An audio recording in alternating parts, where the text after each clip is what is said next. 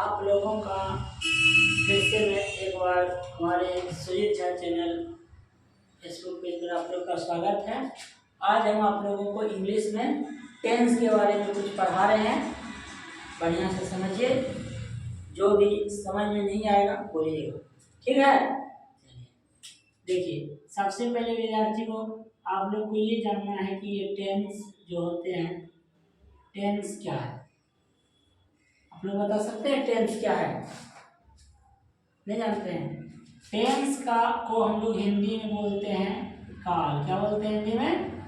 काल। हम लोग बोलते नहीं भैया, या समय। टेंस को हम लोग हिंदी में क्या बोलते हैं? काल या समय बोलते हैं, ठीक है। अब देखिए यहाँ पे, तो टेंस हमें जो है एक्शन के बारे में बताता है। जैसे आप सुबह से लेके शाम तक जो भी काम करते हैं, है कि नहीं, जो सुबह से लेके शाम तक जो भी काम आप करते हैं, तो हर एक का एक्शन अलग। जैसे सुबह जगते हैं, है ना, तो जगने के एक्शन हुआ। अभी हम पढ़ा रहे हैं, मेरा पढ़ाने के एक्शन हुआ। आप पढ़ रहे हैं, पढ़ने के एक्शन हुआ, है ना। तो कहने का मतलब ये जो एक्शन है ना, वो टाइम के हिसाब से जो करते हैं। जैसे सिंपल तरीका से पहले समझना होगा। जैसे मानिए कि टेंस जो है ये 3 प्रकार के होते हैं। कितने प्रकार के होते हैं? 3 प्रकार के। पहला जो होते हैं वो होते हैं, क्या होते हैं? प्रेजेंट होते हैं। क्या होते हैं? प्रेजेंट। दूसरा क्या होते हैं? पास्ट होते हैं। क्या होते हैं? और एक होते हैं फ्यूचर। 3 प्रकार के टेंस का 3 भाग है। तो प्रेजेंट क्या होते हैं? ठीक है, प्रेजेंट को हम लोग बोलते हैं वर्तमान बोलते हैं, ठीक है। और टेंस लगाइए तो वर्तमान काल। प्रेजेंट टेंस मतलब वर्तमान काल। वर्तमान काल क्या होगा कि जो काम वर्तमान में हो, ठीक है, उसको हम लोग वर्तमान काल बोलेंगे। जो मतलब अभी चल रहा है, जो है ना, वो वर्तमान हो गया। पास्ट क्या हो गया? पास्ट को हम लोग बोलते हैं भूत, और उसके बाद उसमें काल लगा दीजिए, पास्ट टेंस। तो भूतकाल जो होगा बीता हुआ समय। प्रेजेंट हुआ जो समय अभी चल रहा है, वो प्रेजेंट हो। और भूतकाल वो हुआ जो समय क्या हो गया, बीत गया। और फ्यूचर क्या हुआ? फ्यूचर को हम लोग बोलते हैं कौन? लोग भविष्य बोलते हैं। क्या बोलते हैं? भविष्य का। भविष्य का मतलब होता है जो भविष्य में जो होने वाली जो घटना है वो हो गया भविष्य। जैसे एग्जाम्पल में बोलेंगे कि राम पढ़ता है। राम पढ़ता है, ये आपका हो गया प्रेजेंट, प्रेजेंट टेंस हो गया। राम पढ़ता है, अभी प्रेजेंट में क्या कर रहा है? पढ़ रहा है। अब हम बोलेंगे राम पढ़ता था। ये जो बात हम बोल रहे हैं, ये जो बात हम बोल रहे हैं, वो बात बीत गया। राम पढ़ता था, वो टाइम क्या हो गया? बीत गया। और फिर हम भविष्य का बात करेंगे कि राम पढ़ेगा, ठीक है। तो आप लोग बचपन में भी पढ़े होंगे, है हो को प्रेजेंट मानो, था थी को पास्ट, और गागी को फ्यूचर मानो बच्चे। अब टेंस पहचाना, समझे? तो अब कहने का ये मतलब हुआ कि प्रेजेंट जो काम अभी जारी होगा वो प्रेजेंट होगा। पास्ट वो होगा जो समय क्या हो गया? बीत गया। और फ्यूचर वो होगा जो टाइम आने वाला हो, ठीक है। तो टाइम 3 मतलब टेंस कितने प्रकार के होंगे? 3 प्रकार के। और टेंस में जो है ना, हम लोग एक्शन के बारे में पढ़ते हैं, ठीक है। जैसे आप लोग थोड़ा सा मैं बता दूं कि ये वर्ब है। वर्ब जो होते हैं वो 2 तरह के होते हैं। कितने तरह के वर्ब होते हैं? 2 तरह के होते हैं। एक वर्ब को हम लोग बोलते हैं ऑक्सिलरी वर्ब, इसी को बोलते हैं हेल्पिंग वर्ब, ठीक है। और इसको बोलते हैं प्रिंसिपल वर्ब या मेन वर्ब, ठीक है। ऑक्सिलरी वर्ब में आता है इज, एम, आर। आप लोग पढ़े हैं कि नहीं पढ़े हैं? आप बताइए, इज और एम और आर का प्रयोग कहाँ करते हैं? आप बताइए, कहाँ करते हैं एम आर का प्रयोग? तो इज एम आर का जिस वाक्य के अंत में है हो मूरे, है ना, उसका अनुवाद करने के लिए इज एम आर का प्रयोग करते हैं। इज का प्रयोग करते हैं सिंगुलर के साथ, एम का प्रयोग करते हैं एम के साथ, और आर का प्रयोग करते हैं किसके साथ? प्लूरल के साथ, ठीक। फिर उसके बाद आप लोग पढ़ेंगे वाज और वेयर। वाज वेयर का प्रयोग पढ़ेंगे। वाज का प्रयोग कहाँ करते हैं? मतलब जिस वाक्यांश में था थी हो, है ना, वहाँ पे लोग वाज वेयर का प्रयोग करते हैं। वाज का प्रयोग सिंगुलर के साथ और वेयर का प्रयोग प्लूरल के साथ। कोई दिक्कत है? उसके बाद आप लोग पढ़े होंगे हैव, हैड, ठीक है, हैड का प्रयोग है ना, ये सब हो गया। और आप पढ़े होंगे मेन, और एक इसी में आता है मॉडल वर्ब आता है। क्या आता है? Modal verb. जैसे कैन, कुड, शैल, विल, ये सब के बारे में भी आपको पढ़ाएंगे। अब मेन वर्ब में क्या है? वर्ब का फॉर्म, वर्ब का वर्ब फॉर्म। जैसे V1 हो गया, V2, V3, V4, V5, ये आपको याद करने बोले थे ना, इसका प्रयोग टेंस में किया जाएगा। जैसे गो का पांचों फॉर्म आप बोलिए तो गो का 5 फॉर्म क्या सर? पहले V1 गो, V2 क्या हो गया? When, V3 gone, V4 going, V5 going, है ना। तो वर्ब के जो भी फॉर्म है 5 ही फॉर्म, वो पांचों फॉर्म को यदि याद कीजिए, ठीक है भैया सब याद कीजिए। अगर आपको याद नहीं कीजिएगा तो फिर नहीं सीख पाइएगा, ठीक है। अभी हम बोल रहे हैं आपको याद करने के लिए, अब याद नहीं करते हैं, ठीक। आप लोग को दिखाई दे रहा है? यहाँ तक दिखाई देगा ना? यहाँ तक दिखाई दे देगा? चलिए ठीक है। अब यहाँ ध्यान से देखिएगा, ये प्रेजेंट का भैया 4 भेद है, पास्ट का भी कितने भेद है? 4 भेद, और फ्यूचर का भी कितने भेद है? इसका भी 4 भेद। प्रेजेंट का भी 4 भेद, पास्ट का भी 4 भेद, और फ्यूचर का भी 4 भेद। देखिए प्रेजेंट का पहला भेद जो है, इसको हम लोग बोलते हैं सिंपल प्रेजेंट। क्या बोलते हैं दीदी सब, भैया सब? सिंपल प्रेजेंट बोलते हैं, या हम लोग बोलते हैं प्रेजेंट इंडेफिनिट। क्या बोलते हैं हम लोग? Present indefinite. कोई दिक्कत है? इसी तरह पास्ट में जब आएंगे हम बोलेंगे सिंपल पास्ट या पास्ट इंडेफिनिट। फ्यूचर में भी आएंगे बोलेंगे सिंपल फ्यूचर या फ्यूचर इंडेफिनिट।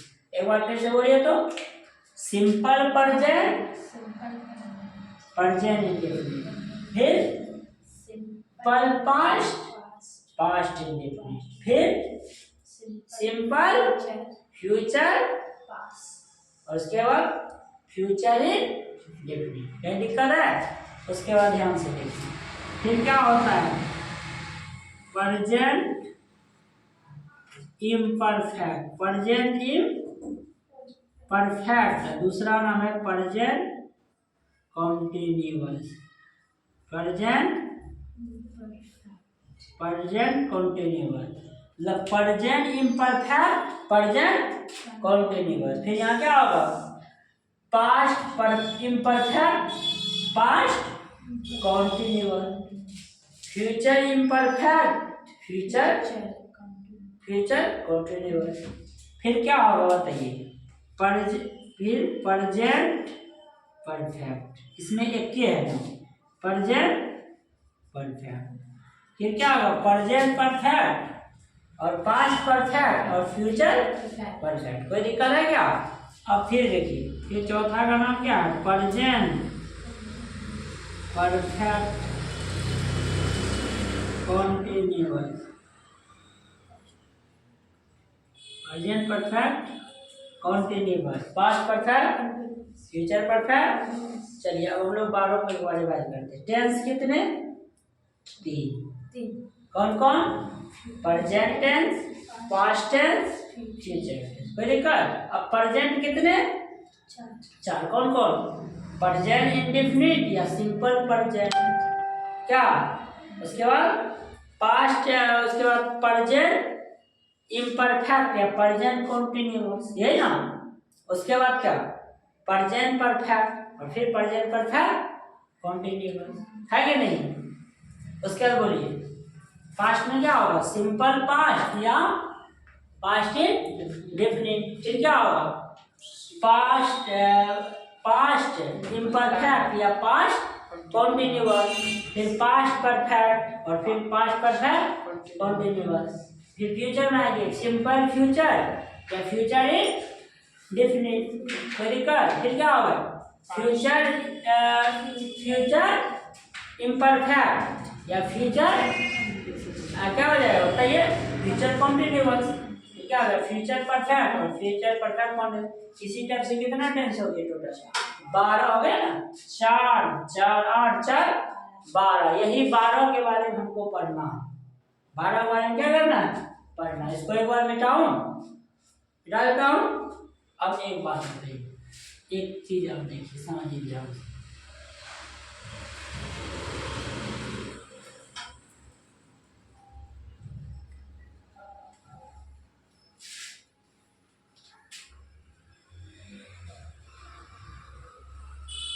अब सबसे पहले हम प्रेजेंट को देखते हैं। देखिए हमने आप लोग को अभी जस्ट क्या बोला कि आपको क्या याद करना है, वर्ब का फॉर्म क्या याद करना है। जैसे देखिए V1 याद करना है, V2 याद करना है, V3 याद करना है, V4 याद करना है और V5 याद करना है ना। 5 फॉर्म याद करना है। तो चलिए पहला कोई लीजिए, जैसे हम लेते हैं SING, क्या हुआ, सिंग। सिंग मतलब गाना, ठीक है। सिंग का V2 क्या होता है, संग। सिंग संग और फिर क्या संग होती होता है, फिर क्या होता है सिंगिंग होता है। क्या होता है, सिंगिंग और फिर होता है सिंगिंग। भर के 5 पर वो। इसी तरह क्या होगा, गो, फिर क्या होता है बोलिए, वैन, उसके बाद गॉन, फिर क्या होता है गोइंग और गोज। इसी तरह से भर का होता है ना। तो अब देखिए आप, सबसे पहले हमको इंडेफिनिट पढ़ना है। क्या पढ़ना है, इंडेफिनिट पढ़ना। इंडेफिनिट में सबसे पहले आपको क्या पढ़ना है, प्रेजेंट पढ़ना है। क्या पढ़ना है, प्रेजेंट। उसके बाद क्या बोलिए ना, पास्ट फिर फ्यूचर। तो प्रेजेंट इंडेफिनिट, पास्ट इंडेफिनिट और फ्यूचर इंडेफिनिट। देखिए जब भी कोई सेंटेंस बनता है तो उसके लिए सब्जेक्ट चाहिए, वर्ब चाहिए और ऑब्जेक्ट चाहिए। तीनों चीज चाहिए, आप लोग को पता होना चाहिए। पता है ना कैसे सेंटेंस बनता है। प्रेजेंट इंडेफिनिट का सेंटेंस बनाना हो तो आपको V1 और V5 और V5 का प्रयोग करना। कोई दिक्कत। पास्ट का वाक्य बनाना है तो किसको, हम लोग V2 को यूज करेंगे। किसको यूज करेंगे। और फ्यूचर कभी बनता नहीं है, बनाना पड़ता है। जैसे आप लोग अभी पढ़ने के लिए आते हैं, क्यों, फ्यूचर बनाने वाले रहता है, इसको बनाना पड़ता है।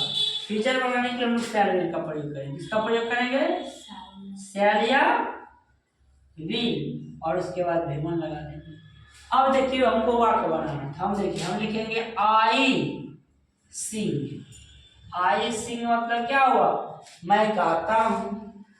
और ऑब्जेक्ट चाहिए तो लिखेंगे a song, I Singh a song, मैं एक गाना गाता हूँ या मैं गाना गाता हूँ, यही हुआ। फिर V2 में जाएंगे, क्या होगा, आई सिंग का V2 लगाना है सब्जेक्ट के बाद। क्या होगा, आई संग ए सॉन्ग, मैं एक गीत गाता था या मैं गीत गाता था, ये हुआ। और फ्यूचर में क्या बोलेंगे, बोलिए आई से शैल लगता है, आपको पता है। आई शैल सिंग ए सॉन्ग, मैं एक गाना गाऊंगा या मैं गाना गाऊंगा, है ना। कहने मतलब मैं आई सिंग ए सॉन्ग, मैं गीत गाता हूँ, प्रेजेंट में गा रहा हूँ। आई संग ए सॉन्ग, मैं गीत गाता था। कब गाता था, हो सकता है यहाँ पे टाइम दे दी यस्टरडे, कल गाता था। आई शैल सिंग ए सॉन्ग टुमारो, मैं कल गीत गाऊंगा।